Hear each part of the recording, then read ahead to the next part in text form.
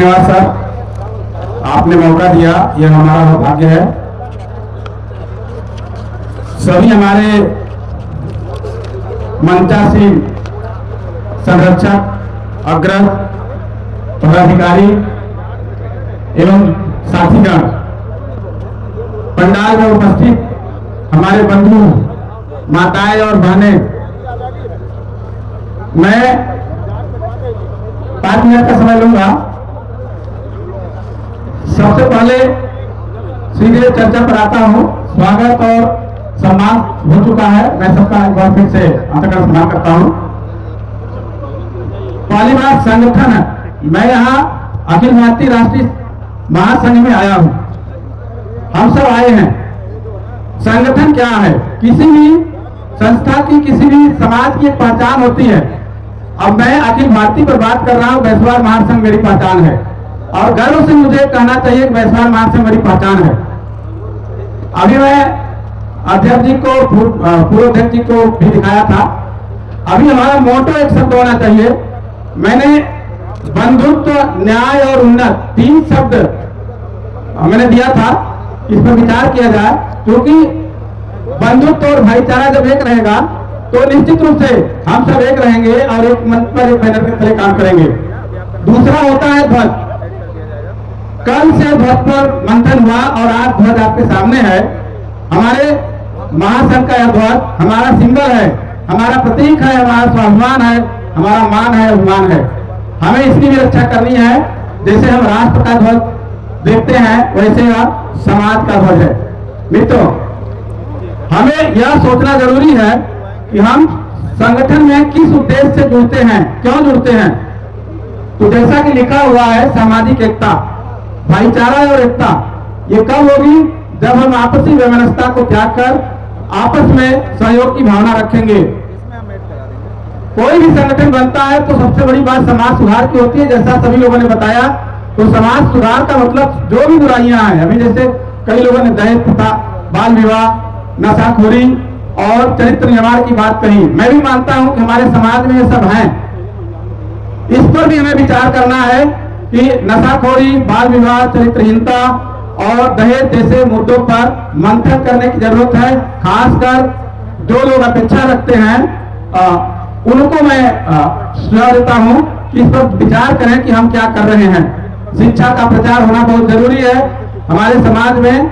मैं बता दूं कि अब तक हमें यह कहने में गर्व महसूस होता है कि शिक्षा के केंद्र के रूप में 1 दर्जन से ज्यादा विद्यालय मैं संचालित कर रहा हूं, वो भी अपने मंडल में, चाहे वो प्राइमरी स्तर का हो, चाहे जूनियर हाई स्कूल या इंटरमीडिएट। अब तो हमारे संरक्षक महोदय के सौजन्य से हमारे ही गांव में डिग्री कॉलेज भी हो गया है, जो हमारे समय में हुआ। यह हम सबके लिए गर्व की बात है। राजा राम मोहन राय और हमारे पूर्व अध्यक्ष राम लल्लू जी का विद्यालय से तो सब परिचित है। तो शिक्षा के क्षेत्र में आने की जरूरत है और सुधार करने की। और हमारे महासचिव जी ने अपने गाँव में भी विद्यालय खोला है। मैं सबसे आह्वान करता हूँ कि आप लोग विद्यालय संचालित करिए हर गाँव में और शिक्षा को आगे बढ़ाइए, सुधार को लाइए। साथ ही आर्थिक निर्भरता जरूरी है। हर संगठन के लिए भी बात पैसे की होती है, चंदा की होती है। हमारे जेब में पैसा रहेगा तभी हम सहयोग कर पाएंगे। तो हमें आत्मनिर्भर बनना है, स्वरोजगारी बनना है। जैसे सभी ने कहा कि सरकारी नौकरी नहीं मिल पाएगी, तो हमें खुद कुछ काम ऐसा करना है कि हम आत्मनिर्भर भी रहें और दूसरे का सहयोग भी करें। सबसे महत्वपूर्ण हर समाज की होती है, यहाँ एक शब्द लिखा है संस्कृत, यानी हमें अपने संस्कृत की रक्षा भी करनी है। हमें मालूम होना चाहिए कि हमारी संस्कृति क्या है, लेकिन अधिकांश लोग समझ नहीं पाते हैं कि हमारा कल्चर क्या है। देखिए 2-3 बातें मैं कल्चर पर कहूंगा। एक तो सीधा सीधा मैं किसान हूं, तो मेरा कल्चर किसानी है, पशुपालन है। लेकिन इतिहास के पन्नों में जाता हूं तो मैं किसी राजपूत का वंशज के रूप में अपने को देखता हूं, तो वहां पर आ जाता है कि हमारे अंदर भी राजपूताना खून है। तो जो भी है, अभी होली पर हम लोग फाग गाते हैं, फगुआ गाते हैं। मैंने देखा है हमारे वैश्वार समाज में जो फगुआ गाया जाता है, वही फगुआ मैंने अवध में देखा गाया जाता है। तो निश्चित रूप से हम वहां से लेके आए हैं इसको, ये हमारी विरासत है। हमारी संस्कृत में पहनावा भी माना लगता है, धोती, कुर्ता, पगड़ी, लाठी, बंदी, जिसे कई दादा लोग पहने हैं, आज जैकेट हो गया है, रोसरी हो गई है, ये पहनावा मैंने राजस्थान में देखा। तो कहीं कहीं से लगता है कि कहीं हमारा जड़ राजस्थान में भी है। तो कहने का मतलब हमें समझना होगा कि हमारी सांस्कृतिक विरासत क्या है। पूरी दुनिया अपनी विरासत संभालने पर है। संगठन में इसीलिए बनाया जाता है कि हमारी सांस्कृतिक विरासत तत्काल और संयमित ढंग से रहे। सामाजिक सेवा का भाव अपने अंदर लाना होगा, क्योंकि यह समाज बिना सेवा भाव से आगे नहीं बढ़ेगा।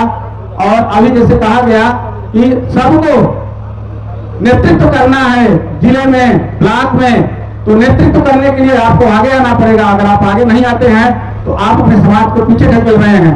साथ ही संगठन का विस्तार, मैं संक्षेप में अपनी बात रखूंगा। संगठन का विस्तार जिले से ब्लॉक स्तर पर जाना चाहिए। कई बंधुओं ने मुझसे कहा, मैं यहाँ उन लोगों की तरफ से बात रख रहा हूँ कि जिले की प्रदेश की कार्यकारिणी, जिले की कार्यकारिणी सभा में विधिवत मनोनयन हो, चयन हो, तो लोगों को थोड़ा सा काम करने में और रुचि बढ़ेगी। अपने समाज के संविधान के प्रति हमें निष्ठा भी रखनी है। अभी हमने देखा चंडीगढ़ माता का तस्वीर लगा हुआ है, सब घर में कुल देवी हैं। हम भूल गए हैं कि हमारी कुल देवी क्या है। हमारे घर में भी भवानी की पूजा होती है, अष्टमुली जिसे कहते हैं, वो हमारे बाप दादा पुरखे करते आ रहे हैं, तलवार की पूजा होती आ रही है। हमें हमारी ये विरासत है, हमारा ये कल्चर है, इसे हम संभाल के रखें। अभी मैंने राष्ट्रीय अध्यक्ष महोदय से जानना चाहा था, शहडोल क्षेत्र में क्या होता है। वहाँ दुल्हा देव की पूजा होती है घरों से, वो निश्चित रूप से उनके वो इष्ट देव है। तो कहीं न कहीं से हम जो है एक विरासत को लेके चल रहे हैं, जो हमारी भारतीय संस्कृति को मजबूत करती है। मैं संक्षेप में बताना चाहूंगा, अभी हमारे संस्थापक ईश्वर प्रसाद की बात आती है। मैंने किताब भी लिखा है वनवासी महानायक के नाम से, और मैं ये भी बताना चाहूंगा कि वो उत्तर प्रदेश सरकार ने उस किताब को अंगीकार किया है, और उत्तर प्रदेश के सभी लाइब्रेरियों में वो अपने पैसे से खरीद कर प्रकाशक के वो वितरण कराई है। वो किताब अभी ऑनलाइन उपलब्ध नहीं है। दूसरी किताब मैंने विश्वास समाज लिखी है, जो कभी गुवास में कार्यक्रम हुआ था तो वहां मैंने उसे प्रकाशित करवाकर मुफ्त में बताया भी था। मैं इस कार्यक्रम में आने से पहले आह्वान किया था कि सभी लोग एक पेज का राइटअप लाएंगे, लेकिन मैं जानता हूं कि वो राइटअप लाना भूल गए हैं। जब हम लिखना पढ़ना भूल रहे हैं तो हमारा कितना भी उत्थान हो जाए, हम अपने इतिहास को दूसरों के पन्ने में खोदेंगे और वो नहीं मिलेगा। हम लिखें और हम पढ़ें, पढ़े का मतलब लिखे, लिखे का मतलब पढ़े। राइटअप बनाने का ही उद्देश्य था कि आपका विचार अस्थायी रूप से मैं उसे किसी किताब के रूप में मूर्त रूप देना चाहता था, लेकिन कोई बात नहीं है। एक बात और अपनी विरासत में कहना चाहूंगा जाते जाते कि हमारी 7 कुइयां हैं, उन 7 कुइयों का भी अपना इतिहास है। 7 कुइयों का नाम मैं बता देना चाहता हूँ। कुछ बहुत लोगों से मैंने पूछा तो भ्रम पड़ जाते हैं। खड़ैत है, बसैत है, स्वाद कुरिया है, चौधरी है, टिपराहा है, रेवतिया है, बनैत है। और मैं ये भी बताना चाहूंगा, खड़ैत मतलब खंडी, यानी तलवार से सीधा उनका संबंध है। बंसित यानी ये बांस से संबंधित माना जाता है, जैसे कि विकिरण में है। स्वाद कुरिया, टिपराहा, रेवतिया, ये बुंदेलखंड का 3 गांव है जहां से प्रतिस्थापित होकर हम लोग आए हैं।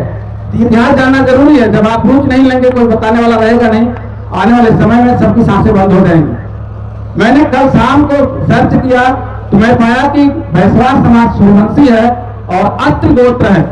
कौन सा गोत्र है? अत्रि गोत्र है। ये जानना जरूरी है। हम क्या हैं, वैसे एक शब्द बताकर अपनी बारी को ध्यान देता हूं।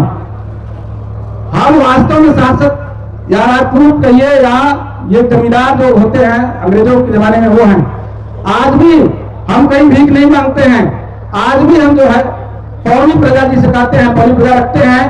समाज हमसे है, हम समाज से नहीं है, क्योंकि हमारे दरवाजे पर सब आते हैं। हमारे पास ब्राह्मण आते हैं, हमारे पास मारू आते हैं, हमारे पास तहार आते हैं, हमारे पास धोबी आते हैं। ऐसा कोई नहीं है समाज का जो हमारे पास नहीं आता हो इस अपेक्षा से कि चल रहे वहां के पास कुछ मिलेगा। तो निश्चित रूप से वो गुण हमारे बिरादरी के अंदर है और समाज में है कि हम कभी अच्छे मुकाम पर थे, आज भूले भटके में है, अपने इतिहास को भूल रहे हैं, जो मिल नहीं पा रहा है। फिलहाल लंबा इतिहास है। मैं भी प्रयास करूंगा, मंच से भी सलाह लूंगा, आप लोगों से भी विचार करूंगा। मेरा व्हाट्सएप नंबर अधिकांश लोगों के पास है। मैं एक बार फिर निवेदन करूंगा कि राइटअप लिख कर मुझे जरूर भेजें। एक चीज और संज्ञान में लाना चाहूंगा, बहुत पहले मैंने मैसेज किया था कि अपने गांव के बुजुर्गों या जो सम्मानित उपलब्धि वाले हमारे बंधु हैं उनका एक जीवनी लिखकर हमको व्हाट्सएप करिए। केवल एक जीवनी आई है, इसका मतलब है कि आप सोए हुए हैं, पढ़ लिखकर भी आप जागे नहीं हैं। आप एक पैराग्राफ नहीं लिख सकते हैं तो आप समझ लीजिए आपका पढ़ना मेरे ख्याल से उस सही दिशा में नहीं है। आप लिखिए, अपने बारे में लिखिए, अपने बंधुओं के बारे में लिखिए। वो जब कहीं छपेगा, कहीं अस्थायी होगा, तब हमारा इतिहास संरक्षित होगा। इन्हीं शब्दों के साथ बहुत बहुत धन्यवाद। जय भवानी, जय भवानी, जय विश्वनाथ महासंघ।